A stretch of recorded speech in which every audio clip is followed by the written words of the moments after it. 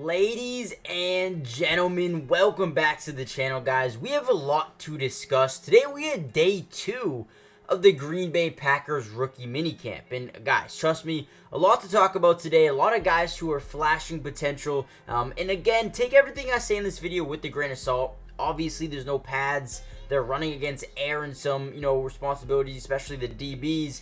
But in this video, we're going to break down everything you need to know about day 2 of rookie minicamp, who's looking decent, and who to look forward to going forward. Now, before we jump into the video, comment down below who are you most excited to see in training camp in regular season, but also who do you think will have the day 1 most impact next season. But also subscribe, join the family, it's free, doesn't cost anything, and we will be covering the Packers throughout the entirety of the offseason, rookie minicamp, OTAs, mandatory minicamp, training camp, preseason, everything you can think of, we've got you guys covered. Now, with that being said, let's talk a little bit about some of these new guys. Now, the one guy I want to talk about, or start off by talking about, Jordan Morgan. Man, Jordan Morgan looks smooth. You can see all of his athleticism right off the bat. Matt LaFleur was raving about him post-practice, saying this guy can do it all. You can see his athleticism was his direct quote. But he spent day 1 stationed at the left tackle position, and then that's the position he played at Arizona. However, there's also the athleticism. He can sustain on the edge, but also can move all around the offensive line if they need him to do so. He's got 32 and 7/8 inch arms. I think this is a guy they really do like. He also said in a quote, "I'm trying to show that I'm a true left tackle and show I'll be out there on the edge to protect the quarterback." Obviously meaning Jordan Love. I know he has relatively short arms, but this guy is going to be a beast. You look at his film, you watch what he's done through his collegiate career. This is a guy they really have a lot of high hopes for, and I agree with them at that, right? I think Jordan Morgan's going to be a baller. Another couple of guys who've been really standing out, Edgerrin Cooper and Teron Hopper. Two guys who are extremely fast, but play with intense motor, mentality, and a physical play style. These guys are going to be great players. Their GM said these are exactly the kind of guys that we're looking for. The guys that can run and hit, and they both can do that really well.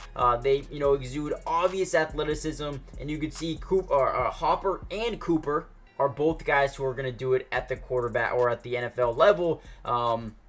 They also had a play where they stopped quarterback Michael Pratt for a little or no gain on a scramble, and that was Hopper. That was a play where he showed, immense speed as well. Then I want to talk a little bit about, the DB room. The DB room is very interesting in my eyes. They brought in a guy in Evan Williams, also Javon Bullard, the 2nd round pick out of Georgia.